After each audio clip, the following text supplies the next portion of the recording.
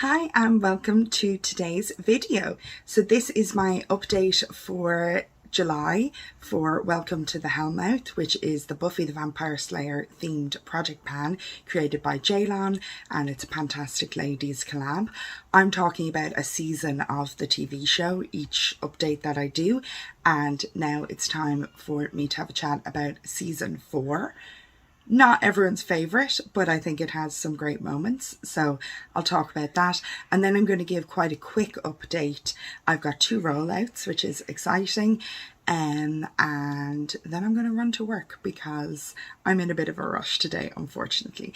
So first off, apologies for any background noise that you can hear. Kids are out playing, schools are off, so that's just going to be the reality for the summer now. But I think season 4 has hits and misses. One of the big misses is I think the concept of the initiative is a great concept. It makes more sense in like the Vampire Diaries world, where vampire blood, or say the True Blood world, where vampire blood has healing properties for humans without turning them into vampires necessarily. That you would have this kind of research about demons and vampires going on. It makes a bit more sense there. But still, I can understand the idea of the US military looking into demons and magic and vampires and trying to figure out if there are, you know, things they can take from that and any benefits they can get from that. I totally understand that, and I think it's a good idea. I think, you know, some of the actors are great, like the actor who plays Maggie Walsh, great, good stuff. And I think that's a fun character. I also like the concept of Adam as a villain, like this coming together of different demon parts, of machinery, of human parts, and, you know, someone who's kind of above it all. I like that concept. So Adam is not perfectly executed, but I think the actor is very good, and I think there's some moments where I really like Adam. Like, I love in Superstar that he's not affected by the spell. I think that's hilarious and really good, and he's just like, oh, I want to see what happens. I'm not affected by it. I know this isn't real, but I want to see how it plays out and whatever. I think that's pretty cool. So there are moments like that. So things that don't really work for me: Riley drives me insane, absolutely insane, and the whole Captain Cardboard thing is absolutely part of it, but the main part of it is, like, from the jump, his attitude about women drives me mental. Excuse me, when him and Buffy meet and they're both, like, they've met before in class and whatever, but they're both trying to hunt a demon or a vampire or something, and they're trying to get the other one to go away and leave them alone. They're like, oh, I'm just out for a walk, or I'll walk you back then, and all this stupid stuff that drives me insane. Leave her alone. If she asks to be left alone, leave her alone. And Buffy straight out says to him, like, well, do you think girls, like, women can't do what they want or whatever, they need to be protected or something? And Riley's like, yes. I hate that. And obviously it's challenged in him getting to know Buffy and that she's a Slayer and is way stronger than him and all of that, but it really irks me that it never really feels fully resolved. And I feel like Riley still thinks, you know, women are in a particular box and they need to be treated a particular way, even when he leaves the show.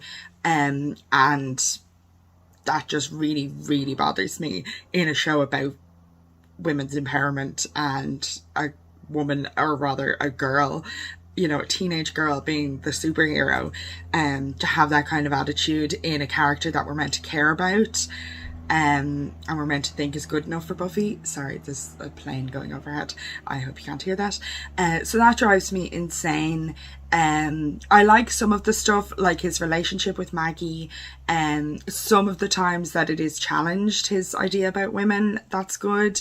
And his link with Adam at the end, I think that's, after the end of season 4, I think that's interesting.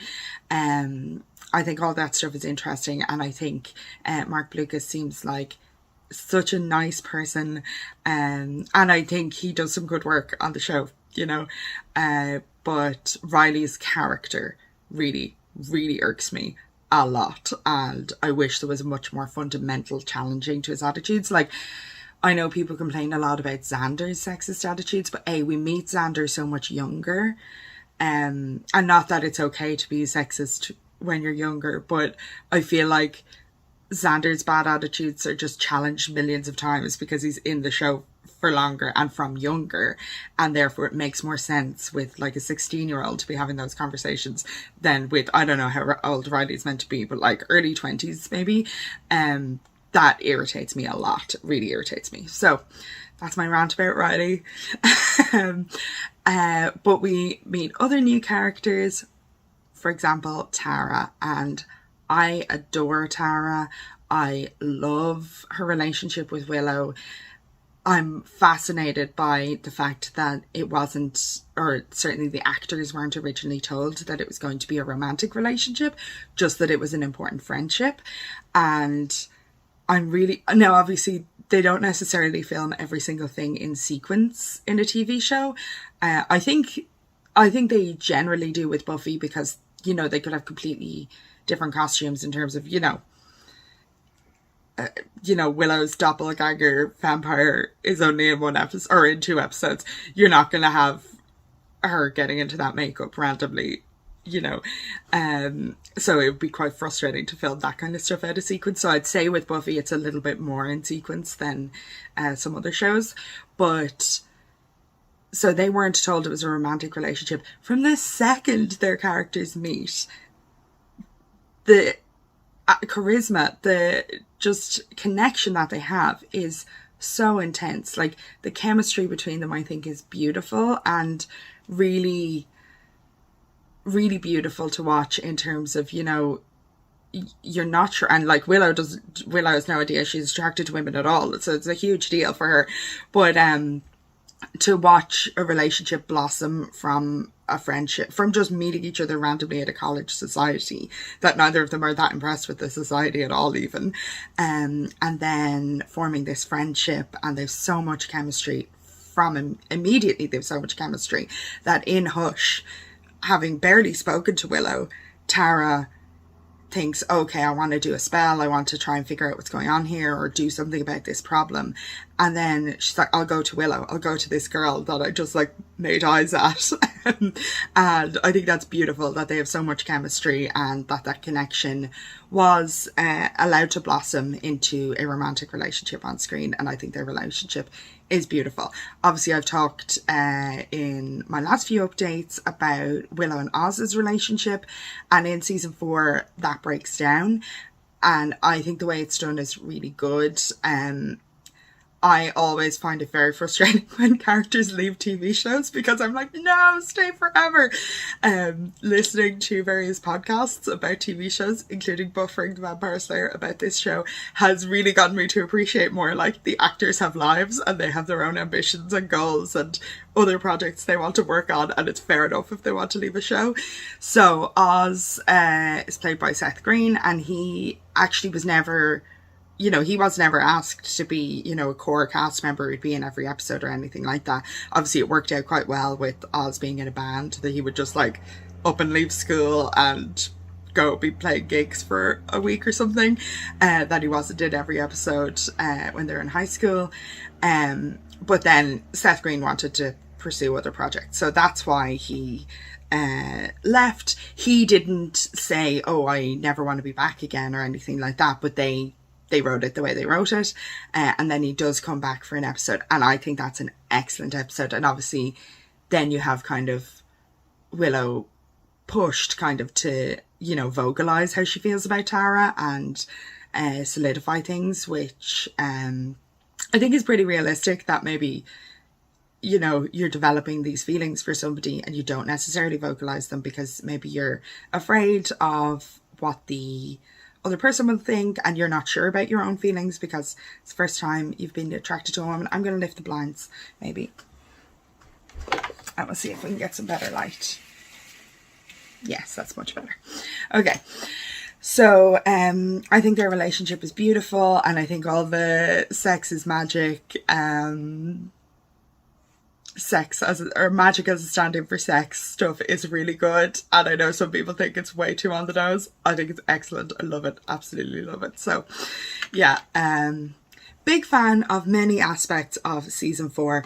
My favorite episodes are Hush and Primeval.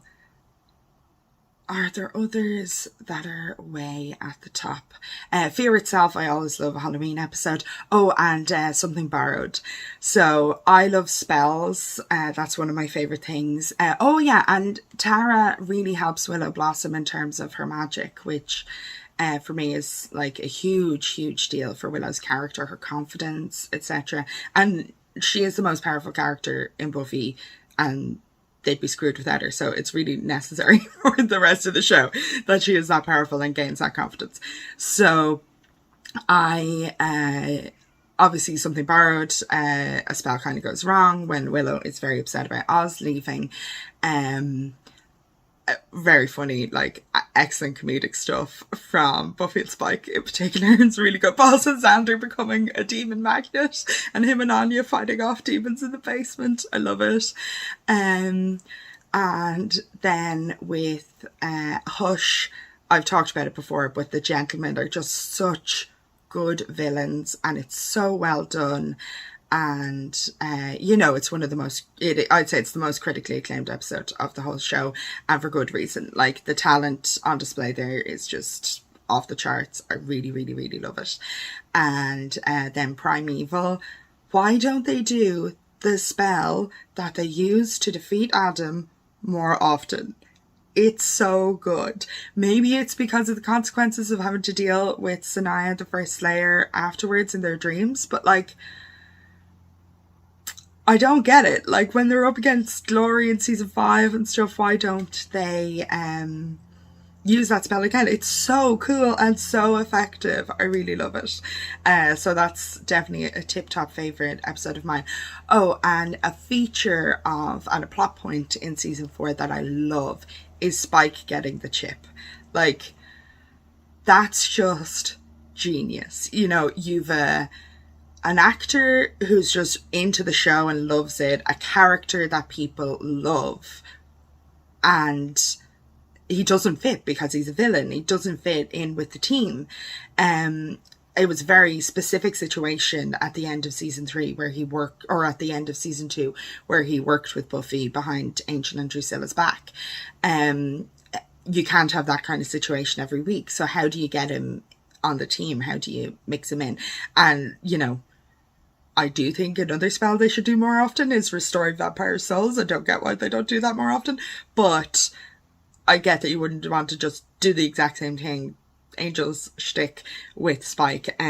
So I think the chip is absolutely genius, and one of the best moments definitely of season 4 is when Spike realises he can still beat up demons. And he's just having the time of his life. And then this little speech in Xander's basement where he's like, let's go fight evil. We've got to kick its ass.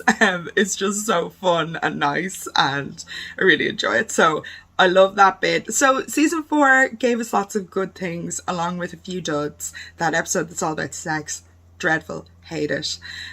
Though I really love some of the, like, Anya and Xander being kind of jealous of each other's stuff. Some of their relationship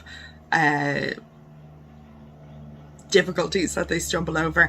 And then on the stairs in that episode where Willow touches Tara's leg and Tara is, influenced by the ghosts or whatever and jumps back and says that's disgusting. And then the look on both of their faces, and they both kind of realize that's not real, but they're also terrified it is real. And it's just absolutely crushing and heartbreaking and so well done in an episode that I don't like. And I don't like the main bit, and like Buffy and Riley, horrible. But they're, even in those dud episodes, there are great moments. And then of course the ultimate dud episode that people talk about all the time is Beer Bad. But I now have a real soft spot for Beer Bad because Buffering the Vampire Slayer, the podcast, does a song. Jenny Owen Young's one of the hosts writes and produces and sings a song about the episode, usually from Buffy's perspective, in every episode. And the song for Beer Bad is such a bop. It's so good. I listen to it all the time. Beer good, fire bad, beer good from Buffy's side. It's just so catchy and I love it. So now I have a real soft spot for Beer Bad because of the podcast and because of that song. So those are my thoughts on season 4 of Buffy the Vampire Slayer. Personally, I think every season after this is great, even though some of them have definite dud moments, because we're moving on to much bigger, much better evil things that we're fighting. And for me, that kind of world building, out to save the world stuff is really important. Like, as much as I kind of like the concept of Adam, I never really believed that Adam was really going to try and end the world or succeed in that. So, you know, for me, I didn't fully buy into that. Whereas in season 5's villain, ace. Love it. So looking forward to talking about that next time. But in the meantime, let's talk about some makeup.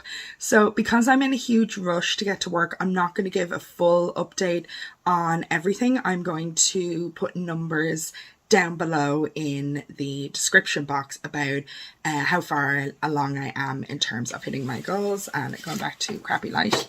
Oh yeah, that works okay, I think. So on all of these, I am halfway to my goals and still working on them. Oh, I don't have the nail varnish in here. It's inside because I just put it on. So some of them I'm like over halfway, like the nail varnish. Some of them hit problems. I misplaced this foundation that I absolutely love and could totally have finished in a month, because you can see there's not a huge amount left in it, but I just misplaced it, and like the last week I couldn't find it at all. So that's just been delayed by that, and then the fact it's been quite warm, so actually I have often just been wearing powder foundation, and I only have one powder foundation, so got a huge pan on that. It's not in this project or any project in fact, but flying through powder foundation. So if you've got a good powder foundation recommendation for pale skin with a cool or neutral undertone, please let me know. But anyway, other things like the salicylic acid, which is for the Watcher, I'm about halfway through, so I'm pretty happy with that. I've been using a serum in the morning, and then sometimes I just use that at night, and I forget to use this at night. And most of that is just, I'm just tired from work, so it's not my best. The 3 things I rolled in, or 4, last month were single shadows. So like this one here, and I've got a few in here, like this here. And I haven't done super well on those, mostly because of completely nothing to do with this project, but I got the new Disney Essence and Catrice palettes, and I've been using all of those because I want to do a review of them. Spoiler, I love them. They're amazing. I want to do a review of them, so I've just been behind on my eyeshadows that are in different projects. So similarly with something magical themed, I'm not doing super well on that. On Once More with Feeling, Something You Want to Sing About, I'm more than halfway now on Magisterial Vibrato. I'm wearing it today. So that's going pretty well, and I am enjoying all of these products. The only thing I would say that is difficult, I seem to have dropped it somehow now, is Mr. Pointy. Oh no, here it is. And I think I said it last month. It's a very cool tone that I've picked. It's this Essence lip liner. I really like this colour. It's really nice, but just in the summer, I feel I'm just a bit more into warm tones. I am very nearly there on this Becca highlighter, Something That Slays. And it's obviously great for summer, so that's been going great. So those are the things I'm still working on. Oh, and the nail varnish I said as well, which that's it over no base coat, like a clear base coat, no colour, and I really love it like that. So I do have 2 more exciting updates, which are 2 rollouts. So the first is Angel, product you've complicated history with. This, not that I don't love this, I do love it, but it arrived with lots of broken shades. So I used every shade once in this palette and I really enjoyed it. So yesterday I had to use like 3, and then today all I have from this palette is High Degree on the outer corner.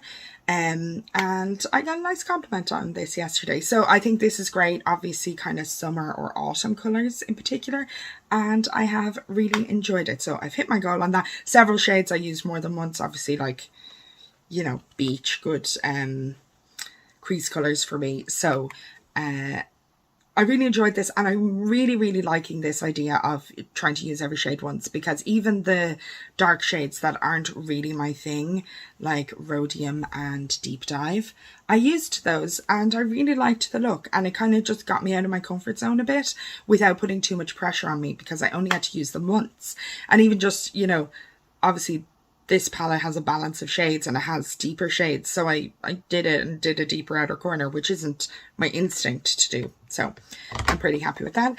And the next one that I picked goal on is the trio. So I picked Zoeva, the basic moment. So this was anything you have 3 of or an item with 3 pans.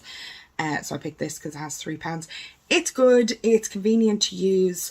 I find the fact that the blush is very cool toned and the highlighter is very warm toned, a bit off. So today I have this blush on, but I also have 2 other blushes on. I have a cream stick of NARS Orgasm underneath, and then I have a bit of Milani Luminoso on top. So I've lots of shimmer on my cheeks today, because I just find with the warm toned highlighter, and then obviously I went for warm toned eyeshadow today, I don't really want a cool toned blush like that, though it is kind of a neutral blush on my skin tone. It works.